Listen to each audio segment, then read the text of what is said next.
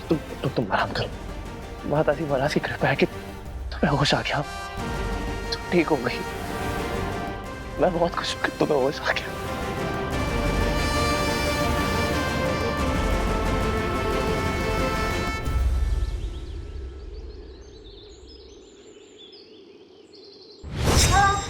मन ने भी बुलाया है। हाँ, भावसा ने मुझे भी जय के कमरे में बुलाया। आप सबको भी बुलाया है? हाँ, मन ने भी बुलाया है।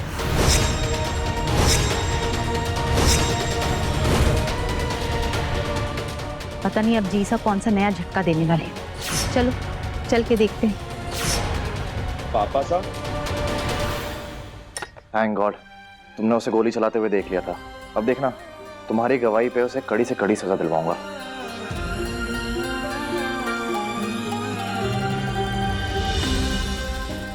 अरे सुन रही, क्या कर रही हो तुम?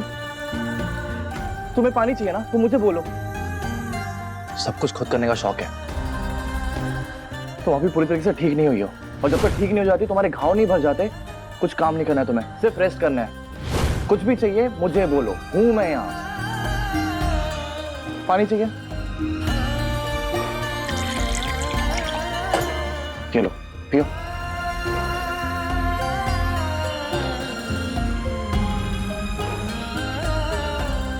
राशि जीजा बता रही थी कि आपने हमारे वास्ते व्रत रखा था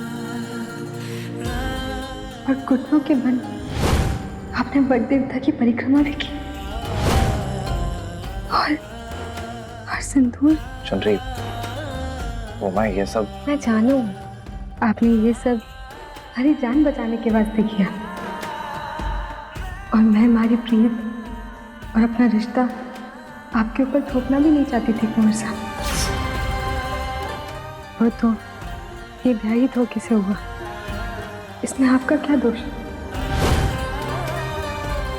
आप बिल्कुल भी मत हिचकिचाइए, आप बस जैसे हैं बस वैसे ही रहिए। सुन रही, थैंक यू सो मच। तुम्हें पता नहीं है मेरे अंदर दिल और दिमाग की लड़ाई चल रही थी। देखो सुन रही, मैं तुम्हारी परवाह करता हूँ, तुम्हारी कदर करता हूँ। तुमने जो कुछ भी मेरे लिए किया उसके लिए तुम्हारी बहुत इज्जत करता हूँ।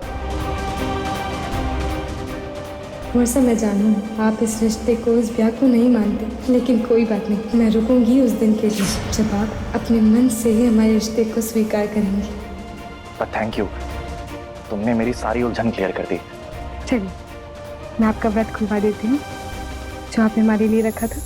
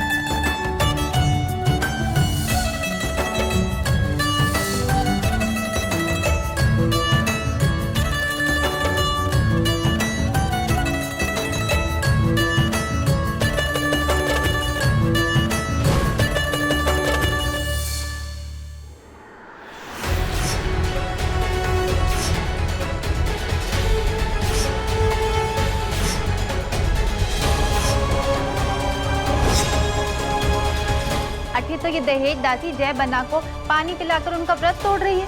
ये देखने के लिए बुलाया क्या जीसा ने हम सबको यहाँ पे? आप सब क्या? एक बहुत ही जरूरी फैसला सुनाने के वास्ते मैंने बुलाया है तुम सबको।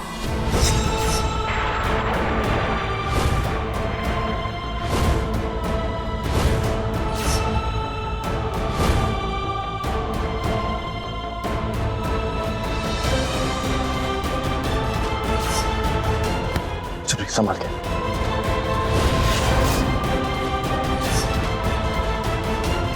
जी क्या है जीसा?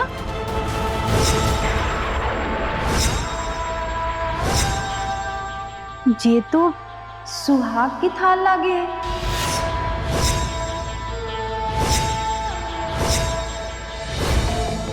ये तो लड़के वाले लड़की वाले को देते हैं ना, जब उसे अपने घर की बींदनी बनाना चाहते हैं।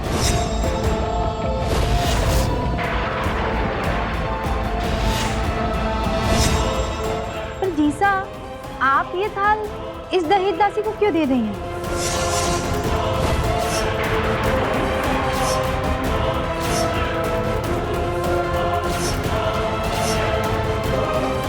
क्योंकि कड़वे सच को स्वीकार करने का वक्त आ चुका है।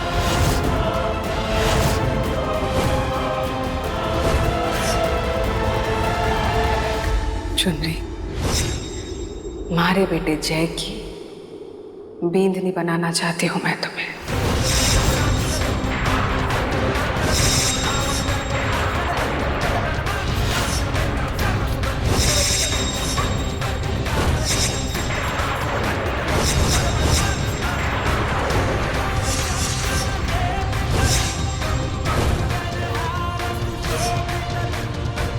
पूरे रीति रिवाज के संग तुम दोनों का ब्याह करवाना चाहती हूँ।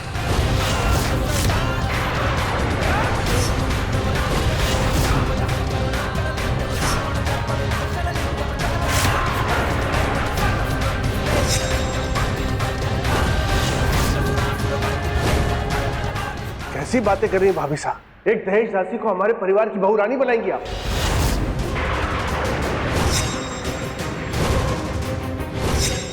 अरविंद देवर जी, नियति को कोई नहीं डाल सकता और ना ही बदल सकता है। इसलिए सबके लिए बेहतर यही होगा कि हम इस सच को स्वीकार कर लें।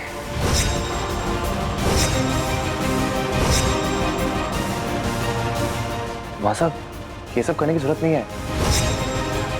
मुझे शादी नहीं करनी है।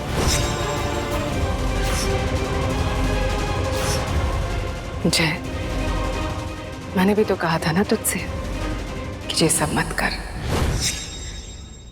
तूने सुनी हमारी बात? नहीं ना? वही किया जो तू करना चाहता था। चुनरी के लिए बींद धर्म का पालन किया।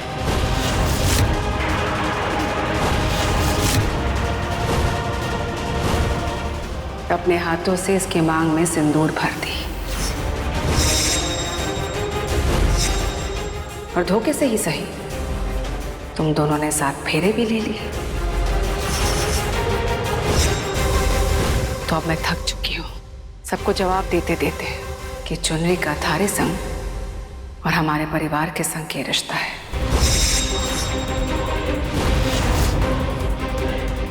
समझ में नहीं आ रहा मने कि किससे सच कहूं और किससे झूठ। मुझे भी समझ में नहीं आ रहा है कि कब नजरें उठाकर देखूं और कब नजरें झुकाकर खड़ी रहूं। इसीलिए ये जरूरी हो गया है कि तुम दोनों के रिश्ते को एक नाम दिया जाए।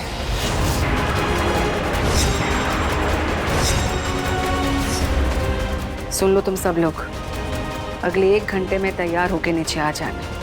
नीचे मैंने एक हवन रखवाई है और उसी हवन कुंड के इर्द गिर्द जय और चुनरी के ब्याह के 7 फेरे होंगे।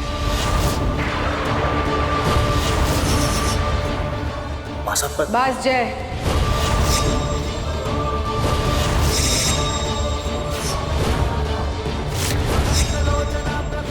मैंने फैसला ले लिया है और हमारा फैसला अटूट है। और तुम सबको हमारी सौगंध है, अगर किसी ने भी हमारे फैसले को बदलने की कोशिश की तो।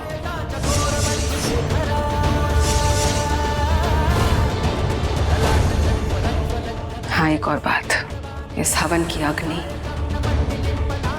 हमारे से आएगी।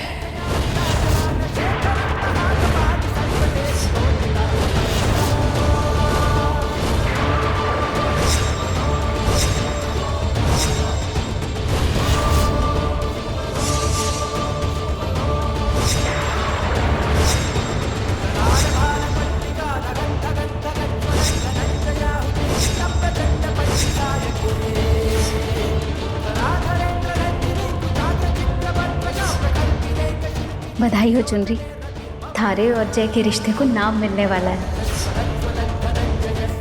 तू जय बना की होने वाली है। पर पता नहीं क्यों आज हुकुमसा की बातों में एक अलग सा एक गुस्सा था, जैसे ये बोलने का मतलब कुछ और हो। लेकिन भाभी साहब के इस बात का क्या मतलब था कि हवन की अग्नि बाहर से आवेगी?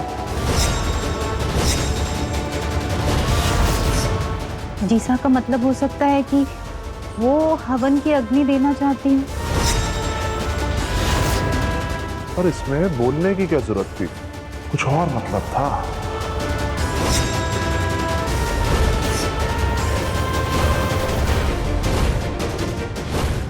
कुछ तो चल रहा है मासा के दिमाग में। वो ऐसे चुनरी को अपनी बहू स्वीकार नहीं कर सकती। जो भी हो, 1 घंटे बाद पता चली जाएगा।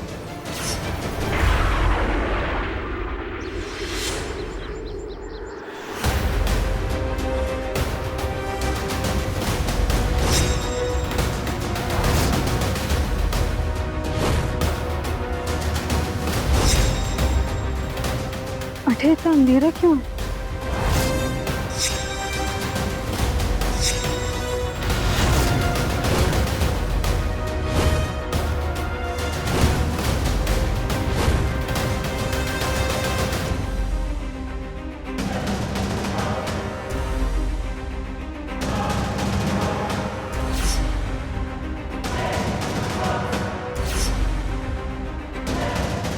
हुकुमसा की सौगंध से हम सब ने उनके दिए हुए कपड़े पहन तो लिए कुंवर से, पर मैं जानूं कि आप ये प्यार नहीं करना चाहते थे।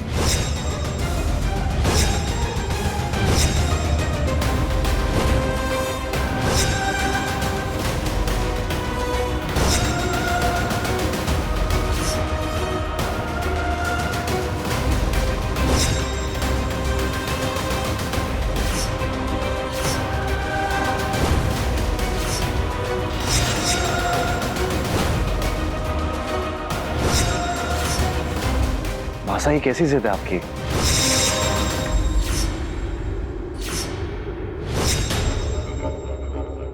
जिद मारी या फिर तुम दोनों की?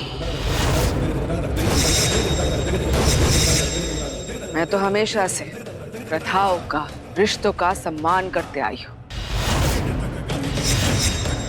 और जब मारे ही घर में ब्याह जैसे पवित्र रिश्ते का मजाक बनाया जा रहा है तो हमारे से और ना रहा जा रहा।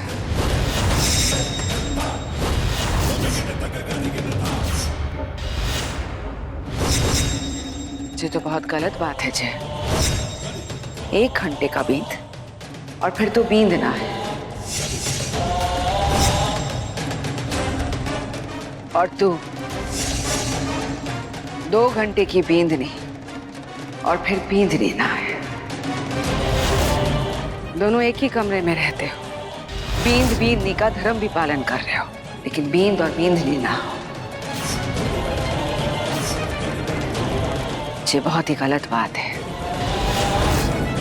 इसलिए मैंने सोच लिया है कि आज तुम दोनों को इस पवित्र रिश्ते में बांध दिया जाए।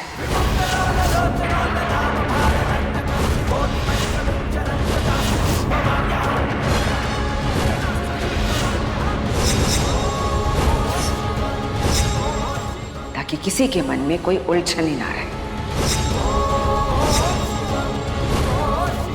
अरविंद देवर जी,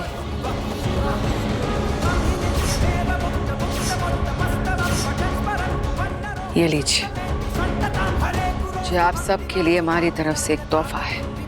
और याद रहे, हवन कुंड जलने के बाद ही इसे खोलिएगा। तो चलो शुरू करते हैं जय प्रथा।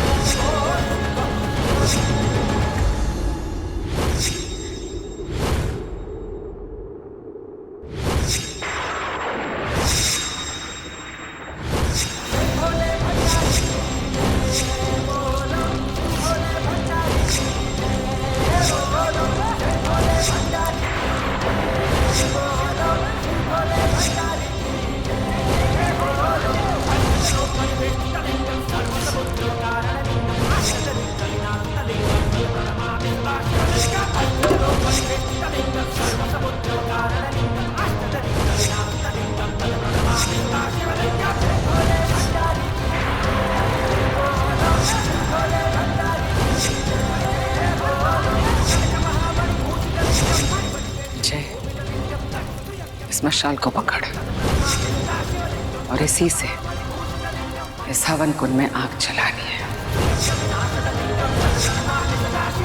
ले।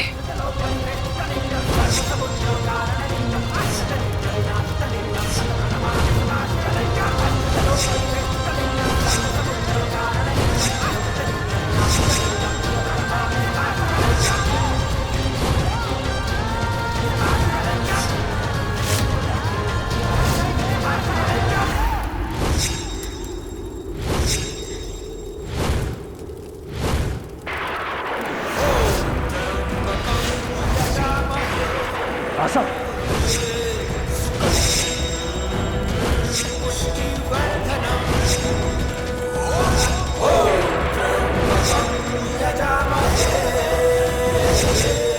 लो, हो गया तुम दोनों के ब्याह का हवन कुंड तैयार।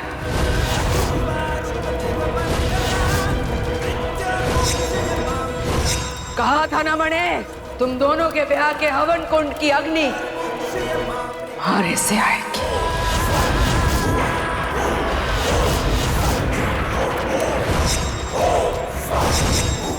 मारी चिता ही तुम दोनों के ब्याह का हवन कुंड बनेगा।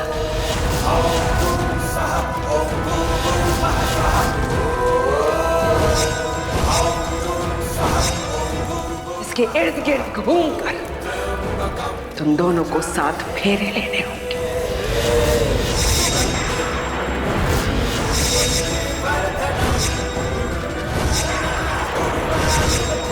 हमारे जलते शरीर के साथ ही तुम दोनों का ब्याह होगा।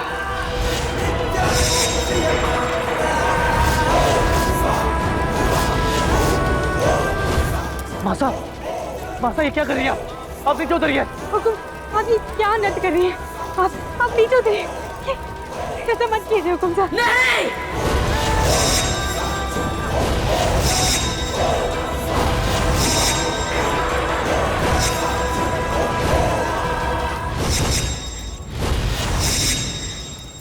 नहीं, हमारी हवेली में जो कुछ भी हो रहा है उसके लिए हमारी प्रथाओं का इतिहास हमें मंजूरी नहीं देता है। बहुत दफा समझाया मैंने तने, तुम दोनों को समझाया, पर ना तो तू समझी और ना ही हमारा बेटा समझा। और हमारे बेटे को तो उन्हें ऐसे अपने काबू में करके रखा है कि हमारा बेटा उन्हें अपनी मां सा नहीं, हाँ सरपंच विंध्या देवी समझता।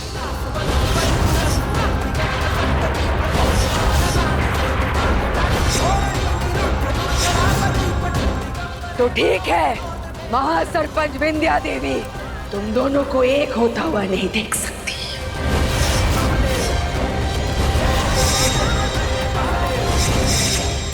महासरपंच विंध्या देवी जीते जी एक दहेज दासी को अपनी हवेली की बींदनी के रूप में स्वीकार नहीं कर सकती।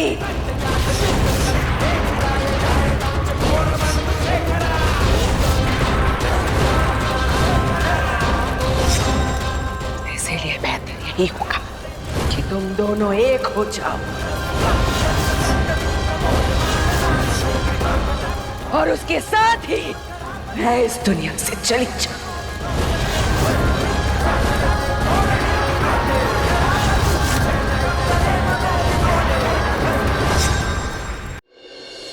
मारे चिता के साथ तुम दोनों अपनी मन मर्जी पूरी कर लो।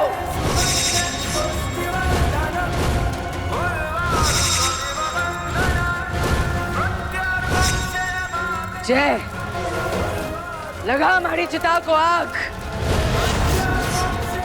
और हमारी चिता को हवन कुंड समझकर 7 फेरे ले ले दहेज दासी के साथ।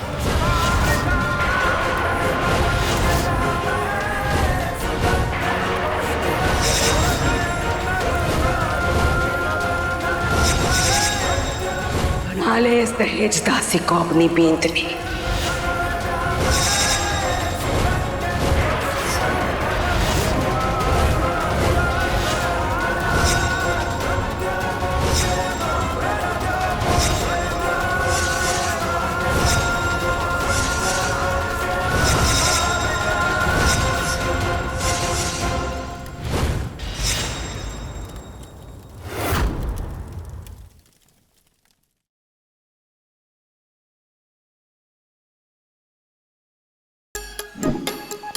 Like, share, subscribe and click on the bell icon to never miss an update from Nazara.